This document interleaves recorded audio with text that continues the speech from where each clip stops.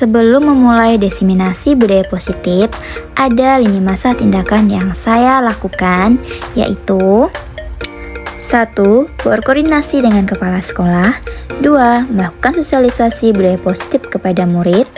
3. Melakukan budaya positif seperti keyakinan kelas dan segitiga restitusi. 4. Melakukan kegiatan diseminasi. Berkoordinasi dengan kepala sekolah. Sebelum melakukan aksi nyata, saya pertama sekali berkoordinasi dan berdiskusi dengan kepala sekolah mengenai aksi nyata yang akan saya lakukan. Saya berkoordinasi dengan kepala sekolah pada hari Rabu tanggal 14 Agustus 2024. Langkah kedua yang saya lakukan adalah melakukan sosialisasi kepada murid mengenai budaya positif dengan harapan agar murid dapat menerapkannya dengan baik di lingkungan sekolah maupun di rumah. Kegiatan sosialisasi ini saya lakukan pada Senin 19 Agustus 2024. Tindakan ketiga adalah melakukan budaya positif segitiga restitusi. Udah, tadi Ibu lihat kamu terlambat, benar? Iya Bu, benar. Nah, seingat kamu dalam 1 bulan ini kamu sudah berapa kali terlambat? Sepertinya 3 kali Bu. Nah, sepertinya 3 kali. Nah, kalau Ibu boleh tahu, kenapa kamu terlambat? Karena bangunnya kesiangan, terus jarak tempuh ke sekolah lumayan jauh Bu. Memang kalau Ibu tahu jarak kamu ke sekolah tertentu, mau kamu di mana? Di Tiong Taji Bu. Janji. Nah, enggak apa-apa. Kamu itu manusia, ya. Kita ini manusia. Berbuat salah itu merupakan satu tindakan yang manusiawi. Tapi, jadikanlah kesalahan itu merupakan satu pembelajaran untuk kamu. Jangan sampai kamu ulang-ulang terus, ya? Ya Bu. Nah, harus belajar dari kesalahan. Jangan sampai kesalahan yang kamu lakukan di hari yang lalu, kamu ulangi sekarang. Lalu, kamu datang terlambat ini apakah melanggar suatu keyakinan? Ya Bu, melanggar. Nah, kemarin kan udah buat keyakinan kan? Ya Bu. Nah, kira-kira nih keyakinan apa yang kamu langgar? Tidak boleh terlambat masuk kelas Bu. Tidak boleh terlambat masuk kelas, berarti disiplin waktu ya, datang tepat waktu ke sekolah. Nah, kira-kira apa yang akan kamu lakukan ketika kamu melanggar suatu keyakinan kelas yang telah kamu buat bersama wali kelas yang kemarin? Minta izin dulu, bikin dulu baru masuk kelas Bu. Jadi, nah, tindakan kamu sendiri yang akan kamu lakukan agar tidak terlambat. Bangun lebih awal, terus berangkatnya lebih cepat. Bangun lebih awal dan lebih cepat. Bisa? Bisa Bu. Bangun lebih awal nanti usahanya apa? Tidak begadang lagi Bu. Tidak begadang lagi. Ada yang bisa bangunkan di rumah? Ada Bu. Siapa? Mama sama adek. Ah, ya. Nanti kedepannya jangan sampai kamu kesini lagi. Ya Bu. Datang tepat waktu itu menurut kamu penting nggak? Penting Bu. Penting kan? Jadi kedepannya kalau bisa datang tepat waktu ke sekolah, jangan terlambat lagi agar tidak ketinggalan pembelajaran di jam pertama. Ya, paham ya? Paham Bu. Sekarang kembali ke kelas. Ya Bu, terima kasih Bu. Sama-sama. Perkenalkan, nama saya Marcelin Sundas. Saya sangat senang sekali berdiskusi dengan Bu Nisa karena saya mendapatkan solusi agar tidak terlambat datang ke sekolah. Terima kasih. Langkah selanjutnya adalah membuat keyakinan kelas yang saya lakukan di kelas 11A. Selanjutnya adalah kegiatan diseminasi yang dilaksanakan pada hari Jumat 23 Agustus 2024 yang berjudul Budaya Positif yang dihadiri oleh 10 guru di sekolah. Assalamualaikum warahmatullahi wabarakatuh. Waalaikumsalam. Selamat siang Bapak Ibu semua. Yang terhormat Bapak Kepala Sekolah dan Ibu guru-guru, dan yang terhormat Bapak Ibu guru SMA Negeri 1 guru. Saya ucapkan terima kasih banyak karena telah menyempatkan diri untuk hadir dalam kegiatan diseminasi menyebarkan pemahaman dan penerapan pengalaman budaya positif. Untuk tugas pendidikan untuk negara saya, Nurhanisa sebagai 3D Angkatan 11 SMA Negeri 1 Bengkulu Kabupaten Ngawi. Sebelum kita memulai kegiatan diseminasi ini Bapak Ibu, sebaiknya kita berdoa terlebih dahulu agar kegiatan ini dapat Baik, untuk berdoa kita mulai Bapak Ibu sesuai dengan kepercayaan dan keyakinannya masing-masing. Berdoa dimulai. Berdoa selesai. Baik Bapak Ibu, masih semangat? Kita hitung semangat dulu ya Bapak Ibu ya. Oke, kalau saya bilang satu, Bapak Ibu tepuk tangan. Kalau saya bilang dua, Bapak Ibu bilang semangat.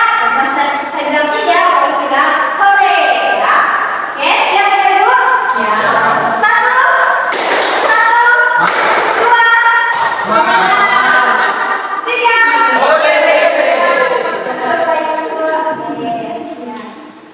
Pada kesempatan kali ini Bapak Ibu, saya ingin menyampaikan atau menyebarkan pemahaman dan penerapan pengalaman budaya positif saya yang saya ambil mempelajari di modul 1.4 mengenai materi budaya positif di modul 1.4. Sebelumnya Bapak Ibu, saya ingin bertanya, apa sih itu budaya positif Bapak Ibu? Seperti apa contohnya? Ada yang tahu? Pak Jai? Budaya positif itu adalah budaya yang baik. Budaya positif itu adalah budaya yang baik. Mungkin yang lain? Budaya yang saling menghargai. Budaya yang saling menghargai. Ada lagi Pak Ibu? Budaya setempat. Budaya setempat. Nah, jadi ya benar apa yang disampaikan oleh Pak Jai, Pak Arif dan Ibu Julia, kalau budaya positif itu adalah budaya yang harus kita bangun di sekolah kita yang memberikan efek positif untuk kita agar bisa kita terapkan dalam kehidupan sehari-hari. Bapak Ibu, apakah budaya positif ini sangat penting untuk kita terapkan? Nah, penting. Kenapa? Kenapa tadi Pak Bu Eta menyebutkan penting? Kenapa? Karena orang yang hidup berbudaya pasti hidup dengan positif dan baik. Iya. Ada lagi Bapak Ibu? Karena budaya itu asal kata dari budi dan daya. Jadi kita selaku manusia yang berbudaya, terlebih kalau sekarang ini memang karena diperlukan budaya seperti itu.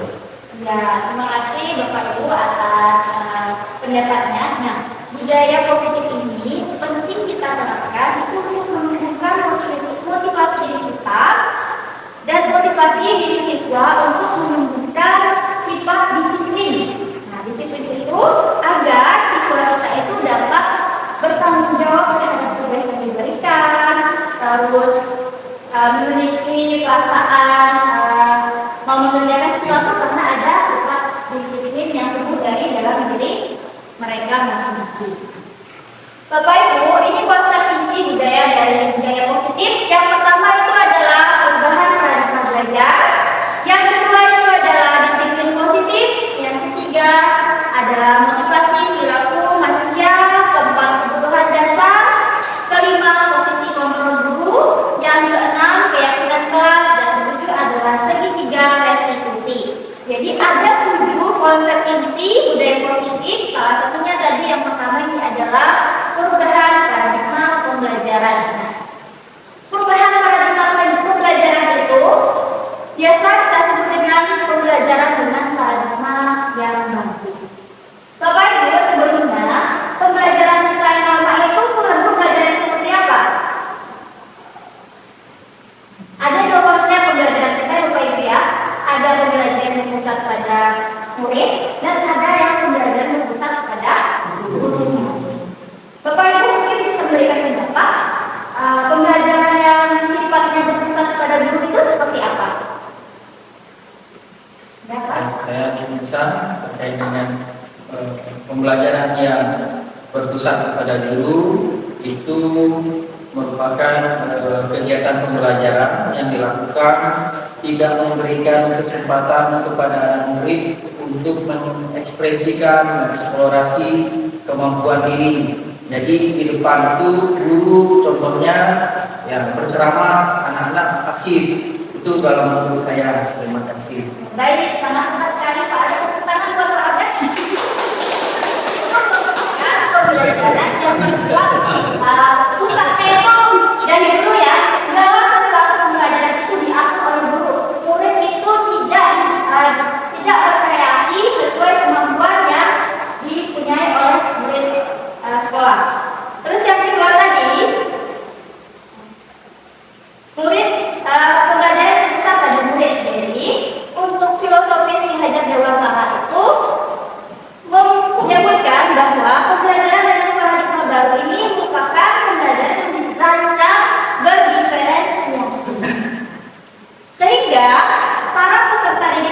murid kita itu belajar sesuai dengan kebutuhannya, berdasarkan tahap perkembangan sesuai teori psikologis modern untuk menentukan profil pelajar Pancasila.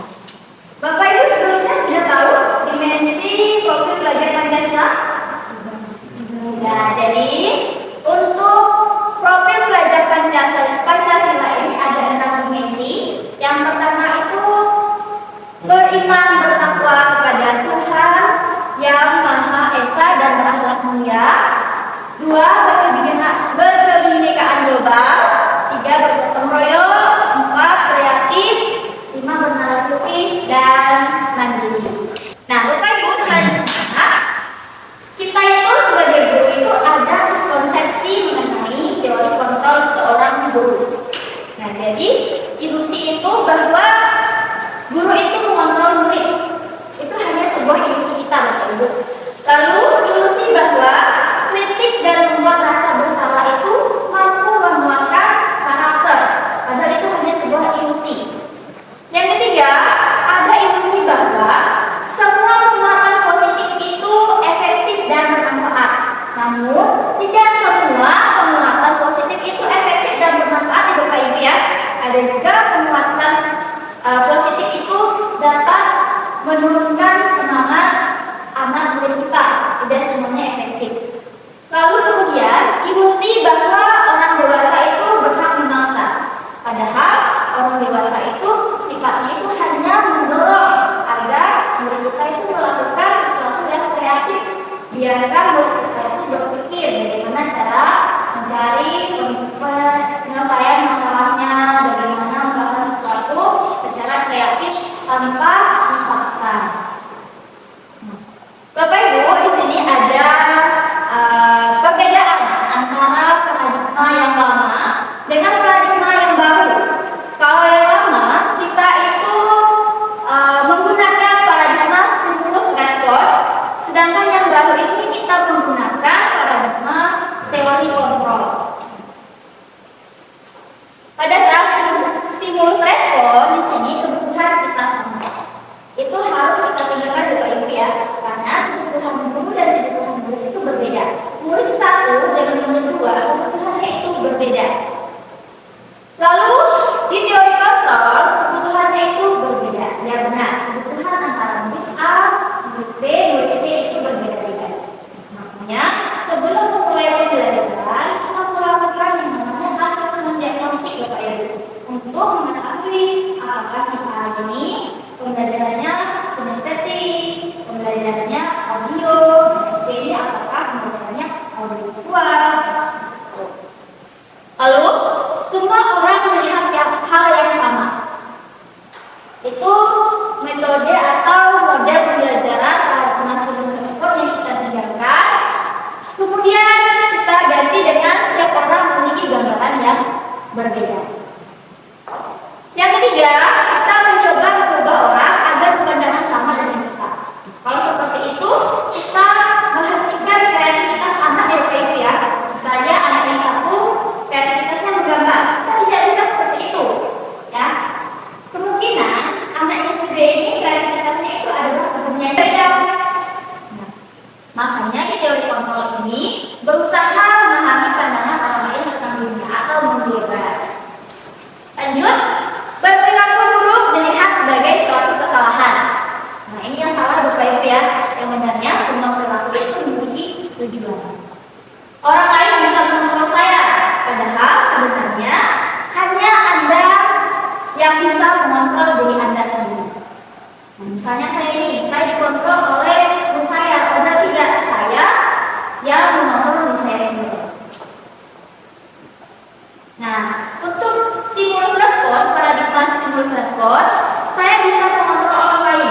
Itu tidak efektif ya Bapak Ibu ya, sehingga di teori kontrol itu Anda tidak bisa mengontrol orang lain. Karena ketika kita dikontrol, sifat kita, kreativitas kita itu akan berhenti di situ karena dikontrol oleh orang lain. Karena kita itu bisa mengembangkan kreativitas kita agar lebih baik lagi.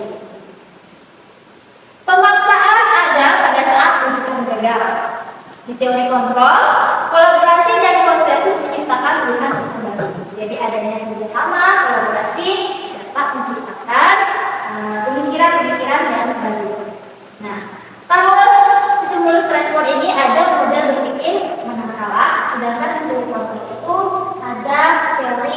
menang-menang. Nanti untuk teori mode berpikir menang kalah dan mode berpikir menang-menang akan saya sampaikan di slide berikutnya. Bapak Ibu, sekarang kita masuk ke disiplin positif. Disiplin ini berasal dari kata disiplina yang artinya belajar. Disiplin ini mengacu pada disiplin diri agar bertanggung jawab terhadap apa yang dilakukannya berdasarkan nilai-nilai yang mereka yakini. Nah, disiplin ini merupakan salah satu cara penerapan yang bertujuan untuk menemukan kesadaran secara memberdayakan anak untuk melakukan sesuatu tanpa sogokan, tanpa ancaman. Artinya di sini murid melakukan sesuatu itu dari dalam diri murid sendiri. Motivasi internal dari diri sendiri, tanpa disuruh oleh seseorang, tanpa diancam, tanpa disogok, tanpa dimarahi. Nah, kita sebagai seorang pendidik tentunya memiliki tujuan bahwa kita itu harus menciptakan anak yang memiliki disiplin diri sehingga mereka itu juga bisa berperilaku dengan mengacu pada nilai-nilai kebajikan universal dan memiliki motivasi inklusif.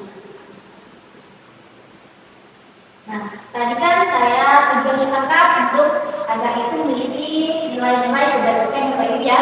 Nah, nilai-nilai kebajikan ini adalah nilai yang disepakati bersama terlepas dari suku, bangsa, agama, bahasa maupun latar belakangnya.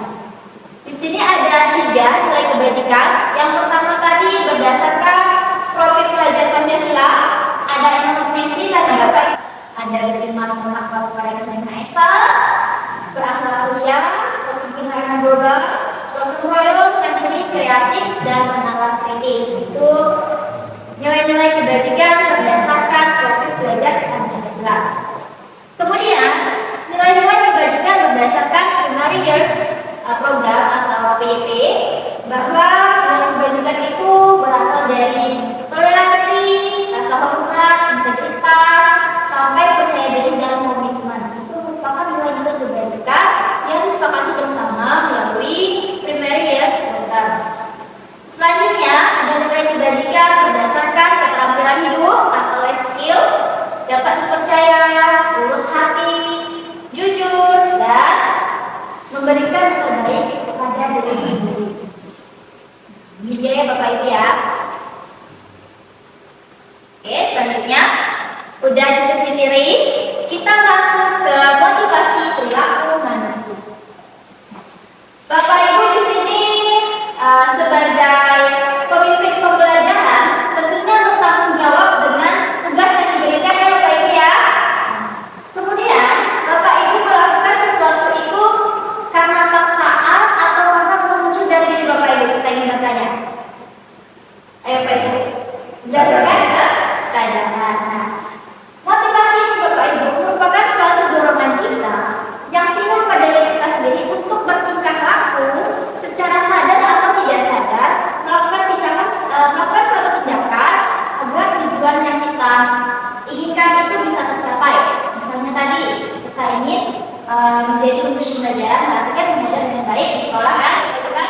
Tentunya kita hadir ke kelas tepat waktu, memberikan pembelajaran yang baik pada murid kita. Nah, tentunya ada motivasinya Bapak Ibu. Ada motivasi dari luar dan ada motivasi dari dalam. Ini seperti contoh murid kita menghindari ketidaknyamanan dan hukuman. Murid pun melakukan disiplin diri karena ingin takut dihukum. Itu motivasi eksternal atau ekstrinsik. Yang kedua, mendapatkan imbalan atau penghargaan dari orang lain. Murid melakukan disiplin diri karena ia mendapatkan imbalan. Itu juga motivasi ekstrinsik atau eksternal. Yang ketiga, menghargai nilai-nilai dan kebajikan diri sendiri. Murid melakukan disiplin diri karena sadar akan nilai kebajikan diri. Itu yang disebutkan motivasi intrinsik. Seperti contoh murid kita Bapak Ibu ya, Fardan. Fardan itu kan sudah berapa kali terlambat. Ketika sudah dipanggil oleh wali kelas, keesokan harinya Fardan itu datang tepat waktu.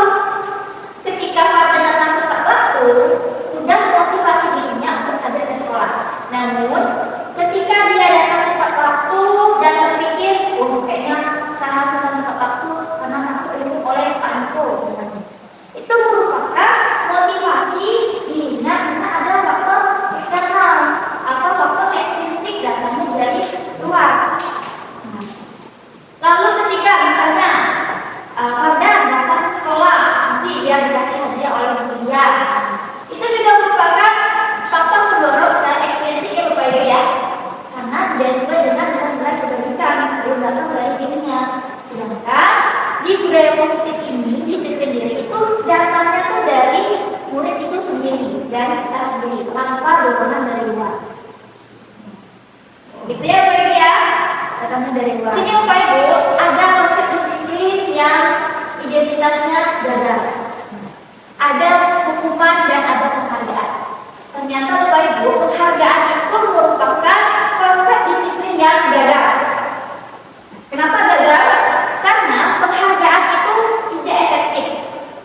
Tidak efektif seperti merusak hubungan diri. Misalnya, di sekolah akan ngasih siapa yang rajin dapat, si paling rajin misalnya dapat reward. Nanti yang satunya tidak mendapat reward padahal itu rajin. Karena kategori si paling tadi itu dapat hadiah. Itu kalau kemudian rasa iri, kok dia dikasih aku enggak, nah seperti itu. Itu sudah menimbulkan rasa iri yang tidak baik oleh murid lain. Kita kan untuk menimbulkan karakter yang bertendensi waktu belajar anak sebelah. Selanjutnya, mematikan kreativitas. Anak itu menjadi tidak kreatif karena tadi tuh pokoknya melakukan sesuatu itu mendapat hadiah, mendapat reward. Nah, itu merupakan mematikan kreativitas dari murid tersebut. Menghukum dengan sistem ranking. Bapak Ibu, kenapa kurikulum merdeka tadi itu tidak memperbolehkan lagi sistem rankingan? Karena ini ya Bapak Ibu ya, rankingan itu mematikan atau membuat disiplin itu gagal. Kan ada nanti ranking 1, ranking 2, ranking 3, ranking 4. Untuk ranking yang udah belasan, puluhan, tentunya akan merasa enggak, malah itu akan membuat murid itu merasa tidak semangat, tidak termotivasi. Aku saja yang dapat ranking 20, kayak gitu. Aku terus dapat ranking 20. Padahal ketika anak itu diberi dorongan, semangat oleh guru, anak itu tidak akan berpikiran seperti itu. Makanya sekarang sistem rankingan itu ditiadakan karena akan membuat disiplin itu menjadi gagal. Terus hukuman. Kenapa hukuman itu membuat identitas disiplin itu gagal? Yang pertama, hukuman itu menyakitkan, ya kan? Menyakitkan, datang terlambat tiba-tiba disuruh lari, kan? Datang masuk ke kelas disuruh mengut sampah. Datang ke kelas itu disuruh mustaq, itu menyakitkan Bapak Ibu. Lalu membuat murid itu tidak nyaman. Buru-buru nih datang dari Kanji ke Loyang, tidak nyaman. Anak itu ngebut di jalan, kita tidak tahu kan di jalan dia nanti kayak gimana, kan? Itu membuat murid itu tidak nyaman dan merasa takut dimarahi oleh Pak Jai misalnya, makanya datang awal-awal ke sekolah. Terus menghukum ini juga sifatnya memaksa ya Bapak Ibu ya, mau tidak mau dia itu harus melaksanakan. Misalnya tadi disuruh push up, disuruh keliling lapangan 2 kali, mau tidak mau itu harus dilaksanakan karena sifatnya memaksa. Nah, murid juga menyembunyikan kesalahannya daripada dihukum, saya kan, jadi dia itu menyembunyikan kesalahannya. Ditanya kenapa terlambat, dijawab pertama itu karena ketiduran, tapi ditanya lagi, dibilangnya karena bantu orang tua. Takut akan hukuman, jadi murid itu menyembunyikan kesalahannya Bapak Ibu. Ya. Yang terakhir adalah murid menjadi rendah diri. Kalau ini Bapak Ibu konsep disiplin dengan identitas berhasil. Ada 2 jenis yang menyebutkan bahwa disiplin itu berhasil. Yang pertama itu adalah konsekuensi, selanjutnya juga adalah restitusi.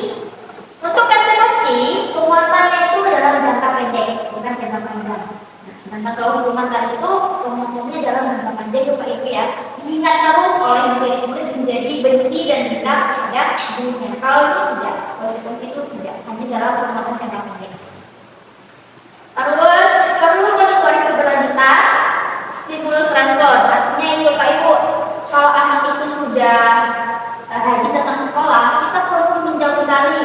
Kita perlu monitoring anak itu agar berkelanjutan ke depannya tidak terlambat lagi, selalu hadir tepat waktu di sekolah.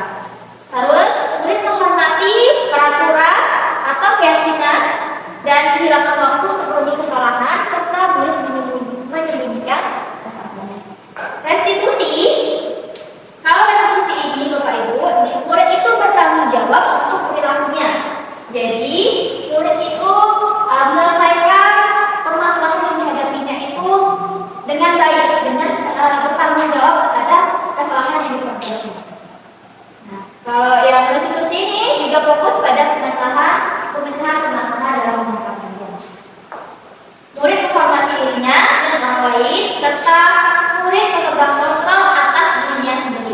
tanpa paksaan, maksudnya dari dalam diri sendiri, tanpa dorongan dari orang lain. Selanjutnya, murid bersepakat untuk memperbaiki kesalahannya, Bapak Ibu. Jadi, dengan adanya restitusi ini, murid itu bersemangat, Bapak Ibu, tanpa kita paksa, tanpa kita hukum, tanpa kita suruh berjemur, dia sudah menemukan solusi atas permasalahan yang dia buat. Kenapa ada tempat yang bisa mencari solusinya, Bapak Ibu? Kenapa ya? Kita dapat mencari masalahnya. Nanti bagaimana agar dia tidak terlambat? Jadi Bapak Ibu ya. Bapak Ibu masih semangat? Oke, kita lanjutkan kita yaitu mengenai kebutuhan dasar.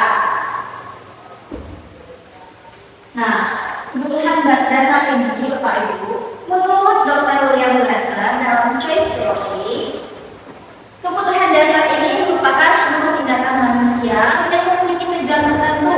Nah, kebutuhan dasar ini menurut Dr. William Glasser itu terdiri dari 5 ya Bapak Ibu ya. Terdiri dari 5 kebutuhan dasar. Yang pertama itu adalah kebutuhan untuk bertahan hidup. Yang kedua adalah kebutuhan kasih sayang dan rasa diterima. Yang ketiga adalah kebutuhan kebebasan. Yang keempat adalah kebutuhan kesenangan dan terakhir adalah kebutuhan penguasaan. Nah, Bapak Ibu, untuk kebutuhan hidup, bertahan hidup, kalau menurut ilmu ekonomi itu disebut dengan kebutuhan primer, ya, kebutuhan primer. Ini kebutuhan intensitas yang harus dipenuhi, seperti tempat tinggal, makanan, minuman. Jadi kebutuhan bertahan hidup ini merupakan suatu kebutuhan yang mau tidak mau itu harus kita penuhi, ya. Kebutuhan sayang dan rasa diterima atau kebutuhan diterima.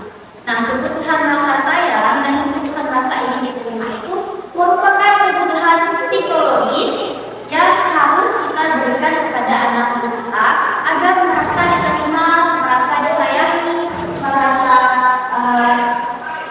akan adanya hubungan serta koneksi sosial, kebutuhan memberi dan menerima. Yang ketiga itu adalah kebutuhan penguasaan atau kemampuan atas keterampilan. Jadi Bapak Ibu, murid kita itu juga memerlukan kebutuhan seperti rasa ini diakui, kebutuhan rasa adanya kemampuan dari seorang gurunya. Misalnya nih, kita melakukan, anak kita melakukan pencapaian. Murid tersebut melakukan pencapaian tersebut adalah kebutuhan ini diakui. Misalnya, wah kamu hebat, itu merupakan kita mengakui kalau anak itu telah melakukan pencapaian yang sangat luar biasa atas kemampuan. Selanjutnya adalah kebebasan akan kebutuhan akan pilihan. Ini kebutuhan kebebasan.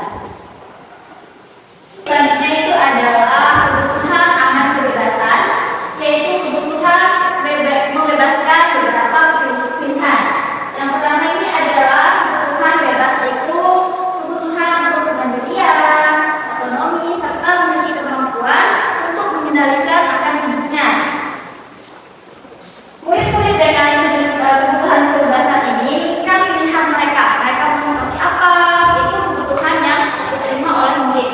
Murid itu maunya pembelajaran seperti apa, nah itu akan ditentukan oleh murid sebagai bentuk kebutuhan kebebasan yang akan mereka penuhi. Nah, yang ini adalah kebutuhan kesenangan. Kebanyakan Bapak Ibu ya, seperti kita sekarang nih, kalau di dalam kelas itu murid-murid kita sudah belajar, dia bilang kan biasakan, Bu jenuh, Bu ingin suasana di luar. Nah, itu termasuk kebutuhan kesenangan yang akan mereka penuhi, yang mereka minta kepada kita sebagai seorang guru. Mereka minta belajar di luar, belajar di alam. Itu salah satu bentuk kebutuhan agar mereka itu senang dengan pembelajaran yang akan kita lakukan, Bapak Ibu. Nah, makanya untuk kurikulum Merdeka sekarang ini kita itu bebas ya, kita bebas berekspresi, berkreasi, kreatif dengan metode dan media pembelajaran yang semenyenangkan mungkin agar anak kita itu terpenuhi kebutuhan senangnya. Dia senang akan pembelajaran kita, senang masuk kelas kita.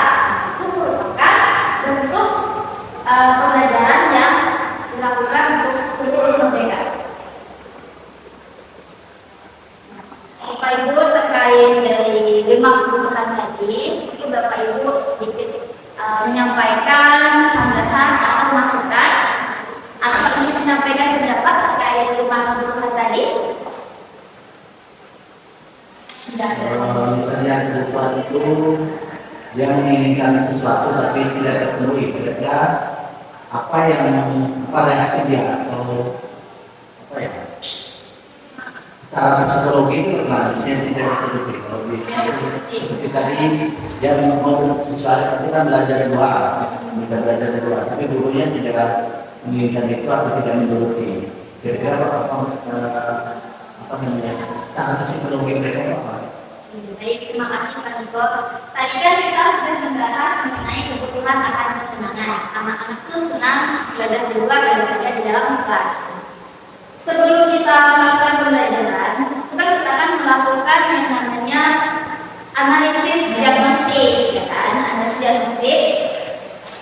Murid mana yang lebih suka belajar di luar, murid mana yang suka belajar di kelas. Nah, untuk menyenangkan atau memberikan kebutuhan rasa senang mereka ketika belajar di luar kelas, ketika kita tidak mampu memenuhi kebutuhan mereka, anak itu akan merasa jenuh dengan pembelajaran kita. Nah, kebanyakan mengapa kita sering menemukan anak yang sering tertidur di kelas kita kan? Sering tertidur, tidak aktif di kelas, tidak senang dengan pembelajaran kita karena mereka itu ingin menemukan kesenangan yang baru, belajar yang baru di luar kelas. Ketika kita tidak mampu untuk memberikan kebutuhan kesenangan untuk murid kita, maka murid itu akan merasakan jenuh dalam kelas, mudah ngantuk, mudah bosan, sering ngobrol dengan kawannya, karena mereka itu tidak senang dengan pembelajaran yang kita lakukan di dalam kelas. Ini menimba baru dengan pembelajaran di luar kelas atau di halaman sekolah. Gimana Rektor? Kita Bapak Ibu dulu ada lain yang ingin menambahkan? Masih semangat ya Bapak Ibu ya? Masih. Nah, baik Bapak Ibu, sekarang kita masuk ke materi selanjutnya, yaitu mengenai posisi kontrol. Nah, Bapak Ibu, di dosen ini dalam bukunya pada tahun 1998 menunjukkan ada 5 teori kontrol atau posisi kontrol sebagai seorang guru. Yang pertama itu adalah sebagai penghukum. Nah, Bapak Ibu dulu di sini ada yang sebagai penghukum. Pak Taufik mungkin sebagai penghukum di sini. Ya. Yang kedua adalah sebagai pembuat merasa bersalah. Nih, sebagai penghukum, ciri-cirinya kayak gini: matanya melotot, marah, kan? Dikit-dikit tuh sudah nah, ini tuh sudah penghukum. Sekarang kamu lari, itu sudah penghukum. Yang kedua itu adalah membuat merasa bersalah. Misalnya gini Bapak Ibu, kita sebagai seorang guru membuat murid itu merasa bersalah dengan kita, seperti di kelas. Kita memberikan tugas kepada murid-murid kita. Namun ada satu murid yang tidak mengerjakan dengan kalimat seperti ini: kamu kok tidak mengerjakan tugas? Kamu tidak kasihan ya dengan ini? Ibu sudah capek-capek membuat soal. Nah, itu dengan kalimat ini Bapak Ibu, kita sudah melakukan membuat siswa itu merasa bersalah dengan apa yang kita ucapkan.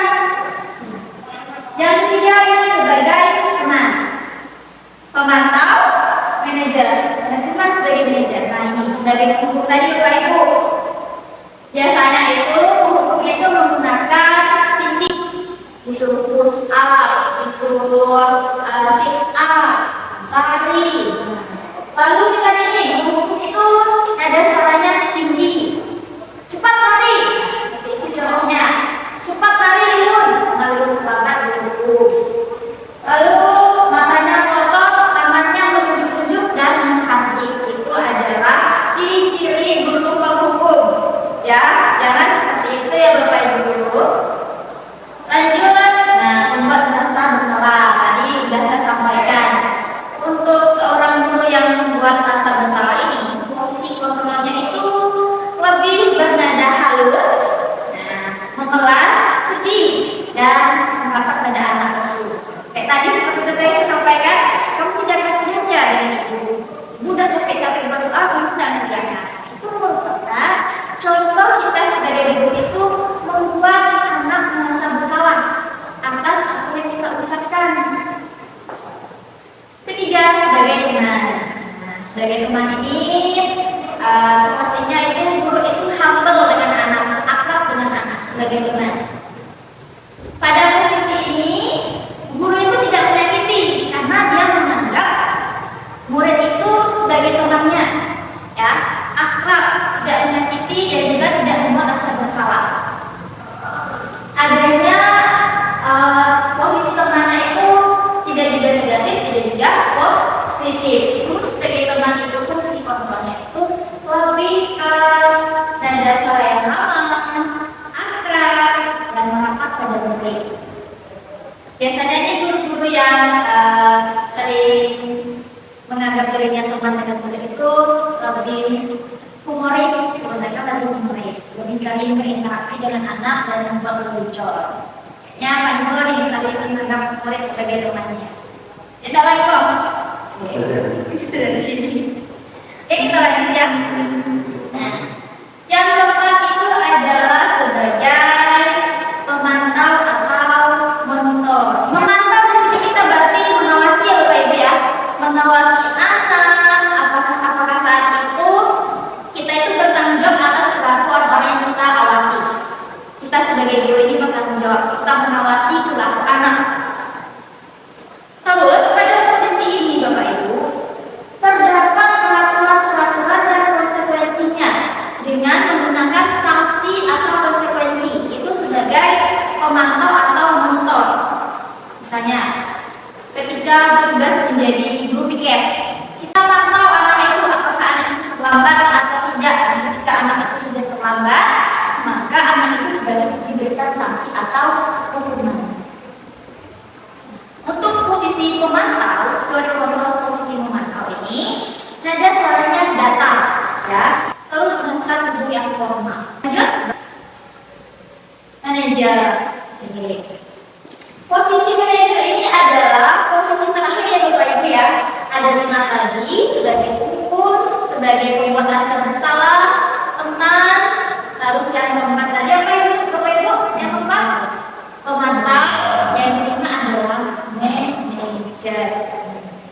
manajer. Pasti sudah tidak asing ya di Bapak Ibu dulu mendengar kata manajer ya. Manajer itu adalah posisi kontrol akhir guru untuk berbuat sesuatu bersama dengan murid, mempersilahkan muridnya untuk mempertanggungjawabkan perilakunya, lalu mendukung murid agar menemukan solusi atas permasalahan yang telah dilakukan. Bapak Ibu, sekarang posisi seorang manajer itu menempatkan kita itu sebagai posisi teman dan posisi memantau. Nah, tujuannya apa? Tujuannya itu agar untuk waktu-waktu kedepannya tidak ada lagi kesalahan yang sama. Nah, sebagai teman ini kita merestitusi tindakan yang salah dengan menemukan solusi agar masalah itu dapat teratasi dengan baik. Oke, baik Bapak Ibu, tadi adalah materi mengenai kebutuhan dasar yang harus kita berikan kepada murid kita agar murid kita itu menjadi murid yang memiliki kepribadian baik, mandiri, kreatif, serta tidak melakukan perbuatan yang menyimpang. Begitu juga kita sebagai seorang guru harus memiliki posisi kontrol yang baik untuk memberikan pembelajaran yang lebih efektif dan efisien terhadap murid-murid kita. Dari teori posisi kontrol tadi, dari 5 posisi kontrol tadi itu yang dianjurkan atau yang sangat baik itu adalah posisi manajer ya Bapak Ibu ya. Karena kita sebagai manajer itu memberikan atau membuat siswa itu tidak takut kepada gurunya atau tidak dendam kepada gurunya, serta bisa mencari solusi dari permasalahan yang telah dilakukannya. Misalnya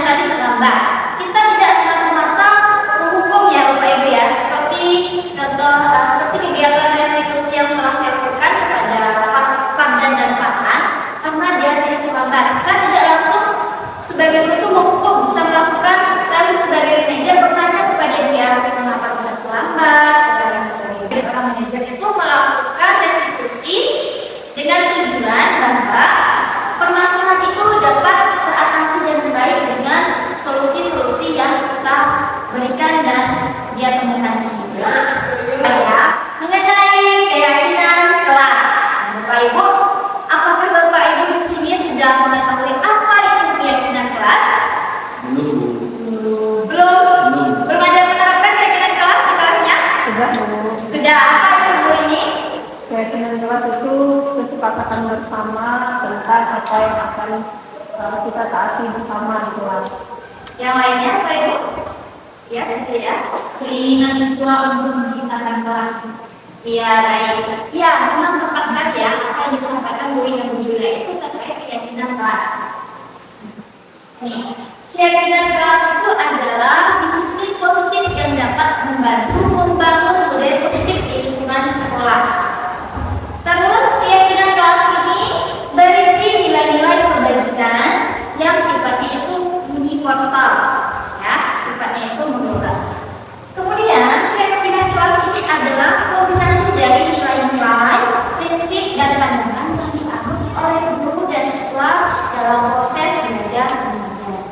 Keyakinan ini yang disepakati bersama Bapak Ibu antara guru dan muridnya agar bisa membangun nilai-nilai kebajikan yang sifatnya universal yang bisa kita diterapkan di dalam kelas menjadi pandangan untuk kita anut oleh guru dan siswa dalam kegiatan belajar mengajar di dalam kelas.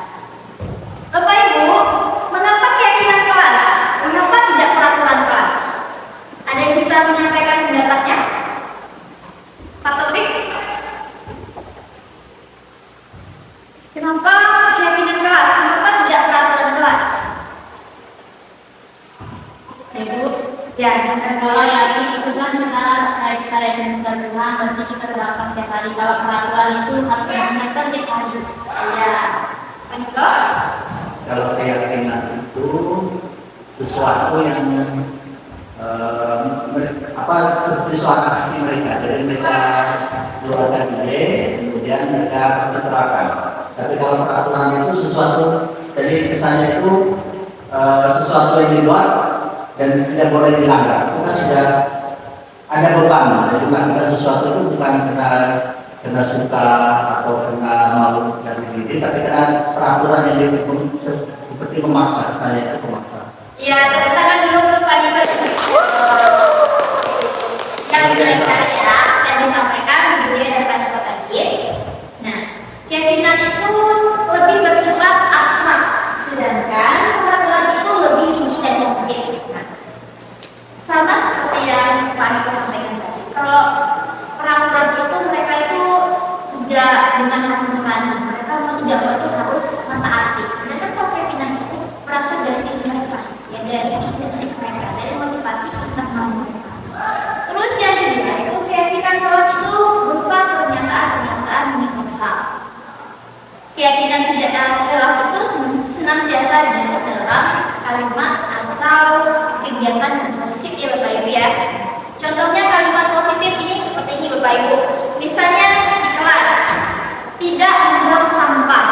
Itu bisa kita ganti kalimat positifnya itu dengan kalimat jagalah kebersihan kelas. Itu merupakan bentuk keyakinan kelas yang harus kita ambil nilai-nilai kebajikannya agar kita dapat menerapkannya di lingkungan kelas kita ya Bapak Ibu ya. Lanjut lagi, keyakinan kelas itu hendaknya tidak terlalu banyak, namun perlu diingat dan dipahami oleh semua warga di kelas atau warga di kelasnya membuat kesepakatan.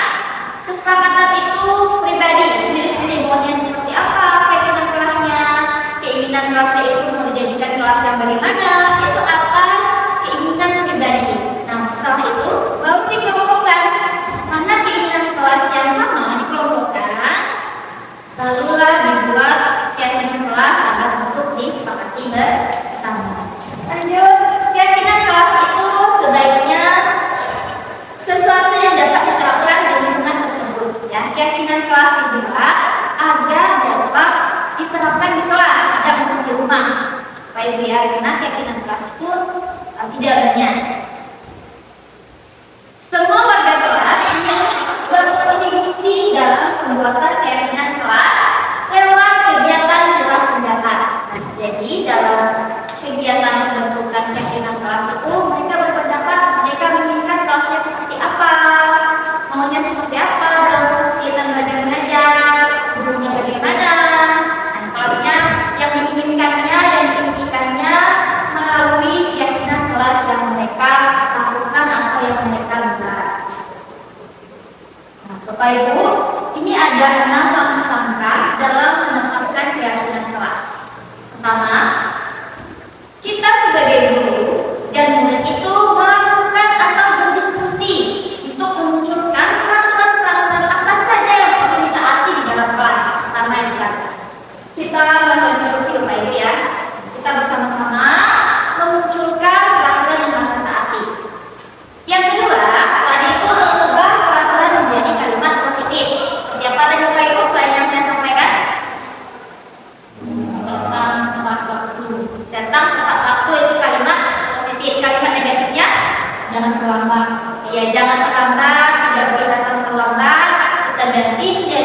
yang positif, yaitu datang tepat waktu. Yang ketiga, membuat peraturan tersebut menjadi nilai-nilai kebajikan atau keyakinan kelas. Jadi mereka itu meyakini ya Bapak Ibu ya, dari peraturan-peraturan tadi seperti tidak boleh terlambat, itu kan merupakan peraturan yang harus mereka lakukan. Namun peraturan tersebut kita ubah menjadi keyakinan kelas, yang mana tidak boleh terlambat itu kita ubah menjadi disiplin waktu, ya, sehingga mereka itu dapat mentaati keyakinan yang telah mereka sepakati bersama. Yang keempat itu berdiskusi mengenai gambaran perilaku kelas yang mencerminkan keyakinan kelas. Yang kelima, berdiskusi mengenai peran seluruh warga kelas. Jadi setiap warga kelas itu ada perannya Bapak Ibu ya, seperti membuang sampah pada tempatnya, itu merupakan keyakinan kelas. Nah perannya, bagaimana peran kalian sebagai murid itu bisa menjaga kebersihan dalam kelasnya. Mungkin ada peran yang piket setiap harinya, terus ada yang membuang sampah di tempat sampah, dan lain sebagainya.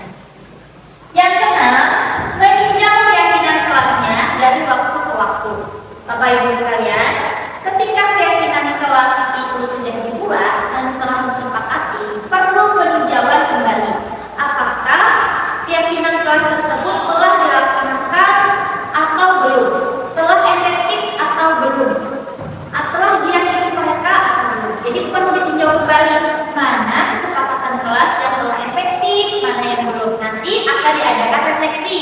Mengapa kegiatan keyakinan tersebut itu belum efektif dilakukan? Apakah ada yang salah atau apakah kita sebagai guru itu kurang mengontrol keyakinan kelas yang ada dalam kelas kita? Ya. Nah, ini Pak Ibu, ini merupakan kegiatan atau pelaksanaan keyakinan kelas yang telah saya lakukan. Ini dokumentasinya Bapak Ibu. Pertama sekali, saya memberikan materi mengenai keyakinan kelas dan mengajak mereka berdiskusi atas keyakinan kelas apa yang perlu ditimbulkan untuk di kelas mereka. Kemudian di dokumentasi saya ini mereka menuliskannya Bapak Ibu setelah mereka mengetahui materi tentang keyakinan kelas, mengetahui informasi mengenai keyakinan kelas apa yang baik untuk kelasnya, mereka menuliskan masing-masing keyakinan kelas apa yang harus mereka lakukan, yang ingin mereka dapatkan di kelasnya, yang ingin mereka sepakati bersama. Mereka menulisnya di sticky note. Lanjut, setelah mereka menuliskan keyakinan kelasnya yang akan disepakati, mereka bersama-sama menempel di papan kecil yang sudah saya buat khusus untuk menempelkan keyakinan kelas mereka. Mereka menempelkan itu Bapak Ibu. Dan selesai mereka menempel, kami bersama-sama memilih dan menolak keyakinan mana yang akan disepakati bersama. Jika tidak disepakati, maka keyakinan itu akan kami lengsarkan. Jadi bersama-sama menemukan apa saja keyakinan yang akan disepakati bersama untuk kelasnya yang indah, yang damai, yang menyenangkan untuk kemajuan proses kegiatan belajar mengajar di dalam kelas. Bapak Ibu lihat kan dokumentasi foto yang besar. Nah, foto yang besar ini banyak anak-anak yang tersenyum, semangat. Nah, ini menggambarkan mereka itu sangat ceria, bersemangat sekali atas keyakinan-keyakinan kelas yang mereka sudah sepakati. Jadi memang ada sisi dari intrinsik mereka, dari dalam diri mereka itu ingin proses kegiatan belajar mengajar itu sesuai keyakinan mereka yang mereka inginkan, tanpa paksaan dari kita sebagai gurunya ya Bapak Ibu ya. Jadi keyakinan kelas itu sifatnya tidak memaksa, datang dari diri murid, datang dari diri kita sebagai pembuat keyakinan agar terciptanya kelas yang mengimpikan, kelas yang kita harapkan untuk mendukung lancarnya proses kegiatan belajar mengajar kita di dalam kelas yang menyenangkan. Karena sesuai dengan filosofis pengajaran Dewantara, pembelajaran sekarang itu harus sesuai kodrat alam dan kodrat zaman ya Bapak Ibu ya. Kodrat zamannya bagaimana kita agar kita memberikan pembelajaran sebagai guru, memberikan pembelajaran yang mengasihkan, yang membahagiakan anak agar anak pembelajaran yang kita laksanakan. Baik, kita lanjut. Ada yang ingin menyampaikan pendapatnya mengenai keyakinan kelas? Ayo, Pemko. Ya, untuk keyakinan itu apakah dibuat oleh siapa kira-kira yang membuat keyakinan? Semua guru, wali kelas, atau misalnya bakal tertentu atau gimana? Baik Bapak Ibu, untuk keyakinan kelas ini itu tidak dikhususkan. Misalnya nih, wali kelas harus buat, wakil siswa harus buat, tidak semata-mata seperti itu ya Bapak Ibu ya. Ketika kita sebagai guru ingin membuat kesepakatan kelas bagaimana pembelajaran kita, kita boleh saja Bapak Ibu membuat kesepakatan kelas untuk kelas kita agar siswa itu senang dengan pembelajaran kita. Misalnya di kelas saya kelas ekonomi. Kelas ekonomi itu kan Bapak Ibu kan banyak hitung-hitungan kan. Nah, jadi bagaimana saya menciptakan kelas saya itu agar kelas saya itu tidak membosankan, tidak jenuh siswa saya. Saya berilah kesepakatan kelas atau keyakinan kelas dari mereka sehingga terjadi kesepakatan dan mereka menyetujuinya. Dan dari hal itu kita mendapatkan poin bahwa setiap guru itu berhak untuk membuat keyakinan kelas. Nah, tapi disepakati bersama untuk menunjang proses KBM kita, untuk menuntut anak-anak kita memperoleh pembelajaran yang bahagia. Seperti itu ya Bapak Ibu. Gimana Pak? Oke, sekarang kita lanjut materi yaitu segitiga restitusi. Tadi juga sudah saya singgung sedikit mengenai segitiga restitusi ini. Kita sebagai guru memiliki posisi kontrol sebagai manajer. Posisi kita sebagai manajer itu adalah menjalankan kegiatan atau melaksanakan sebuah kegiatan yang namanya segitiga restitusi.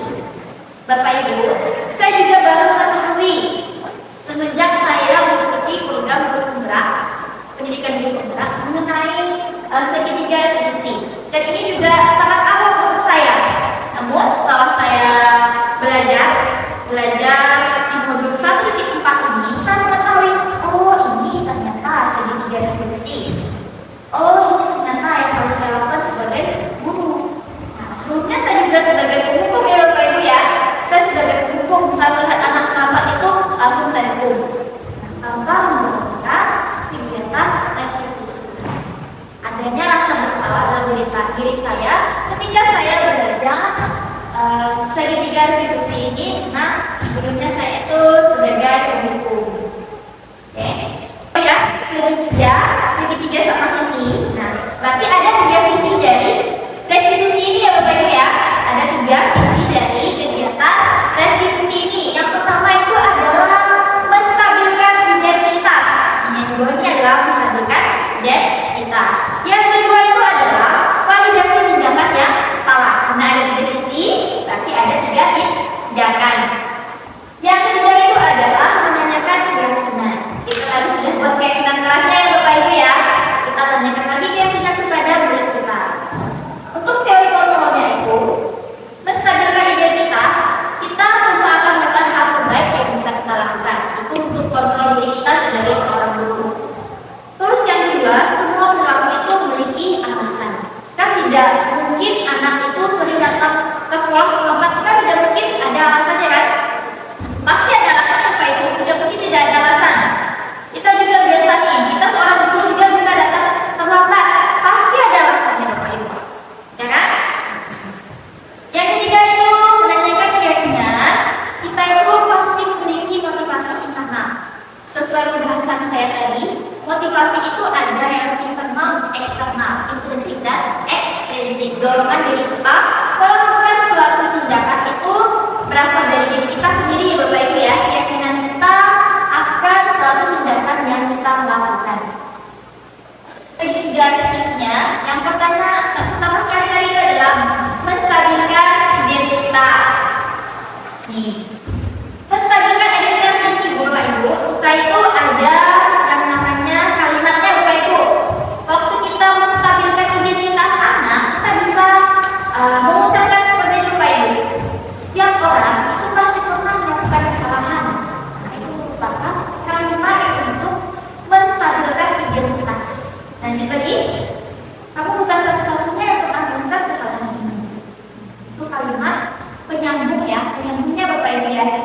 tidak bisa nanti takutnya seperti ini Bapak Ibu, kita tidak ada kata menyambungnya.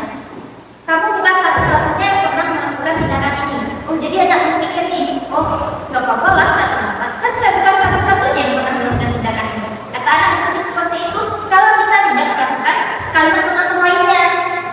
Jadi itu merupakan kalimat penghubung, ya, kalimat penghubung ya Bapak Ibu ya, bukan serta-merta kita tuh langsung menyebutkan, kita menstabilkan identitas anak itu langsung kita ngomong kamu tuh bukan satu-satunya yang seperti ini. Tidak seperti itu Bapak Ibu ya, kita ngomong kayak gini. Nah, kamu terlambat ini bukan satu-satunya nak yang terlambat, namun ada kalimat penghubungnya lagi. Namun keterlambatan kamu ini sudah lebih dari, misalnya lebih dari 3 kali, misalnya kan, sudah lebih dari 30 menit, misalnya kan. Nanti kita berikan penguatan-penguatan lagi Bapak Ibu, penguatan-penguatan lagi agar anak itu tidak salah persepsi. Kita bilang seperti itu. Biasanya kan anak-anak berusaha kan, gak apa-apa loh nak, aku juga seperti itu. Itu kan stabil identitas kan. Namun ketika kita tidak memberi penguatan dari kalimat itu, anak-anak berpikir, oh Pak Taufik dulu ini sering juga kali, misalnya kan. Oh Pak Niko ini juga sering terlambat, misalnya kan. Nah, ketika kita tidak memberikan penguatan di belakang kalimat itu, maka anak akan berpikiran negatif. Makanya perlu penguatan lebih dalam lagi agar anak itu tidak memiliki persepsi yang salah ketika kita mengucapkan kalimat kamu bukan satu-satunya yang pernah melakukan ini. Yang kedua Bapak Ibu, adakah cara yang lebih efektif untuk dapat kamu lakukan atau kamu butuhkan? Terus kamu tentu mempunyai alasan mengapa melakukan itu.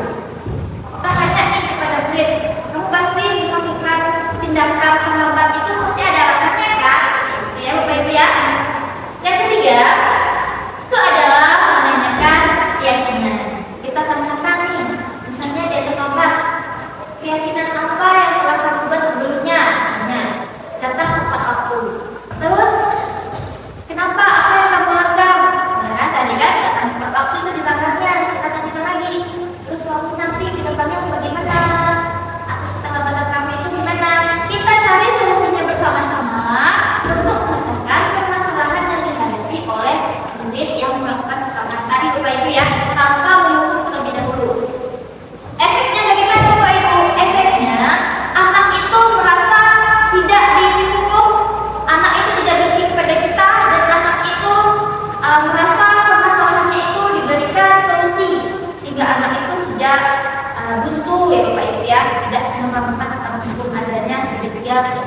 Bapak Ibu, ini adalah aksi nyata saya yang pernah saya lakukan ketika saya itu merestitusi murid saya. Saya melakukan kegiatan segitiga restitusi kepada salah satu murid kita yang sering datang terlambat, yaitu Ahmad Ramdan di kelas 11B. Pertama sekali saya menstabilkan identitas. Ini dia Bapak Ibu ya.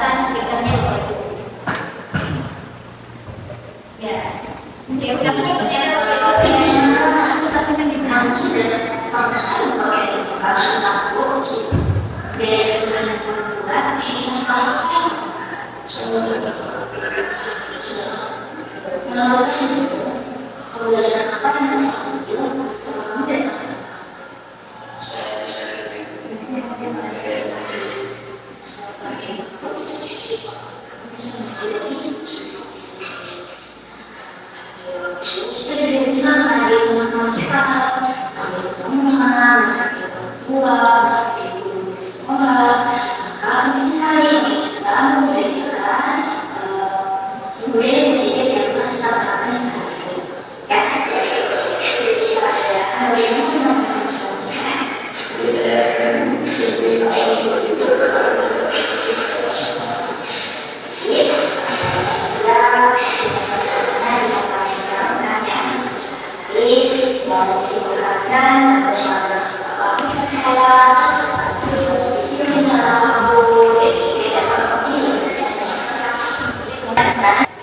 kelas 11B ini melakukan kesalahan sering datang terlambat ke sekolah. Saya melakukan proses segitiga restitusi, saya menstabilkan identitasnya, memvalidasi tindakannya yang salah, serta memberikan suatu keyakinan. Ya, keyakinan apa yang telah dia langgar, keyakinan apa yang telah disepakati sebelumnya. Nah, dari kegiatan segitiga restitusi yang saya lakukan, kami menemukan solusinya Bapak Ibu. Solusinya dia menemukan sendiri, bukan dari saya. Dia menemukan sendiri solusi atas permasalahannya. Seperti tadi, saya tidak akan begadang Bu, kan? Saya juga akan bangun tepat waktu Bu dengan menghidupkan alarm, kan? Kemudian setelah saya melakukan restitusi, saya melakukan tanggapan atas restitusi saya.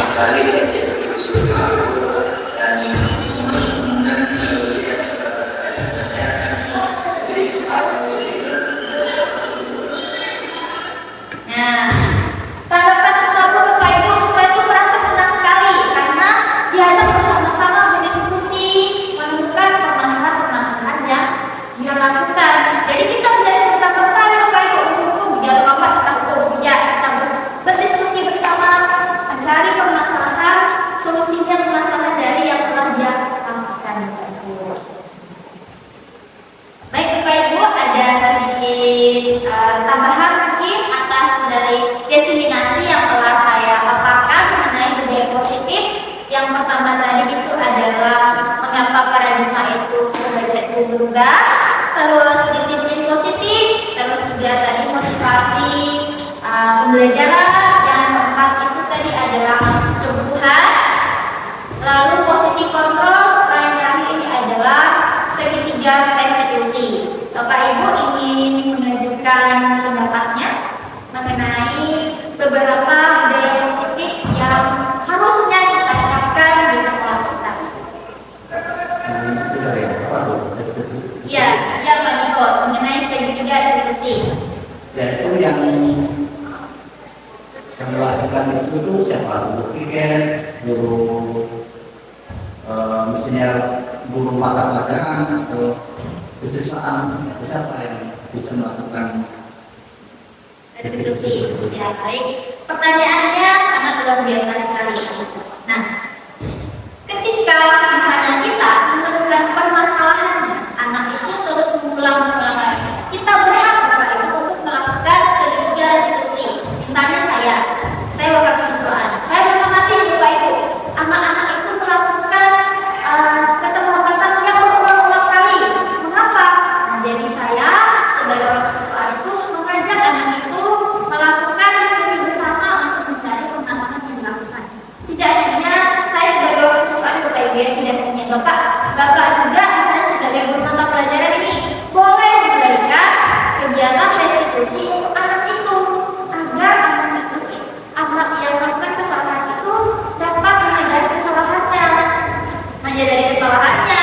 mencari solusi atas permasalahan yang telah ia lakukan. Benar?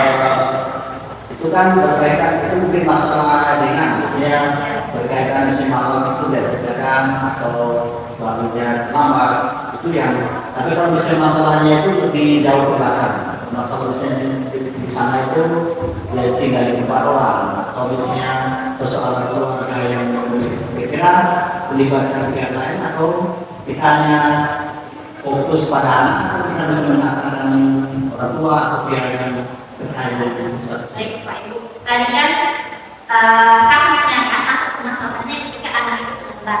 Namun ketika ada permasalahan internal, sebelumnya kita itu merestitusi anak dulu ya Bapak Ibu ya. Kita tanya mengapa dia misalnya permasalahannya, mengapa dia tidak fokus pembelajaran, mengapa dia itu sering sedih dalam pembelajaran, terus nilainya juga turun ya kan, karena ada masalah pribadi. Kita boleh Bapak Ibu menanyakannya, kita boleh memberi penguatan kepada anak itu agar kita itu menemukan solusi.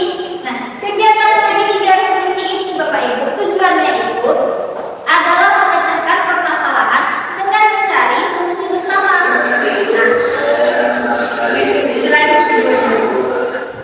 Kita mencari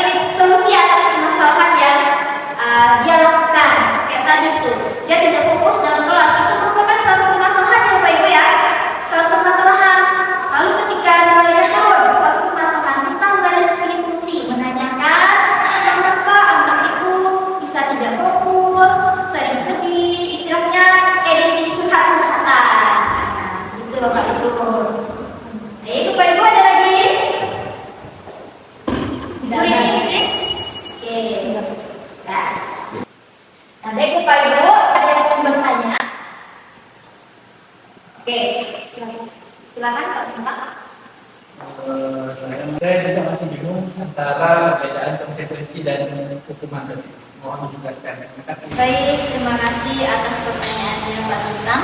Saya akan menjawab pertanyaan Pak Bintang tadi. Bagi apa perbedaan antara hukuman dengan konsekuensi? Nah, sebenarnya kalau menurut saya sendiri pribadi, hukuman dan konsekuensi itu tidak jauh berbeda. Yang membedakannya adalah efeknya. Efeknya kalau menurut saya ya Pak ya. Hukuman itu efeknya itu lebih ke mental anak. Anak dihukum menjadi marah, benci, dendam dengan dunia. Sedangkan kalau konsekuensi itu menurut saya, anak itu menyadari kesalahannya. Oh iya, tadi aku datang terlambat. Karena peraturan itu kalau lebih dari 20 menit mendapatkan poin. Hukuman, teguran langsung, hukum dihukum oleh guru piket. Jadi itu menyadarkan anak bahwa kesalahan yang dibuatnya itu salah, berbeda dari hukuman. Anak itu merasa benci dengan gurunya. Apa sih aku dihukum enggak? Padahal yang lain ada yang lebih banyak dari aku. Ya gitu. Jadi kalau menurut saya perbedaan antara hukuman dan konsekuensi itu dilihat dari efeknya. Efek dari si anak tadi itu, anak merasakan jerah dengan emosi yang marah dan anak merasa jerah dengan akibat yang dialami. Itu menurut saya. Tapi kalau konsekuensi itu dihukum juga. Ya, tapi efeknya itu kalau si anak itu merasakan kesadaran bahwa dia salah dan dia itu tidak langsung membenci gurunya. Kita memberikan kesadaran dulu kepada anak itu. Kalau hukuman itu kita itu tidak menyadarkan anak, kita tidak memberikan penguatan kenapa dia itu langsung dihukum. Anak itu kalau kita hukuman, kita langsung nih cepat buang sampah kayak seperti yang video kita tampilkan tadi, langsung keluar itu hukuman. Tapi kalau misalnya konsekuensi, kita tanya dulu kenapa terlambat. Kamu kan terlambat kan? Kamu tahu kan keyakinan kelas kita kayak gitu kan, seperti dapat poin. Nah itu mereka itu langsung sadar kalau kesalahannya itu yang diperbuat itu adalah salah. Efek jerahnya itu berbeda dari yang hukuman ke konsekuensi. Itu menurut saya. Berarti kalau konsekuensi itu sama aja hukuman, cuman harus ada kata-katanya biar mereka sadar. Ya ada penguatannya, ada itu bisa menyadari kesalahan. Terima kasih Bu Nisa. Ya.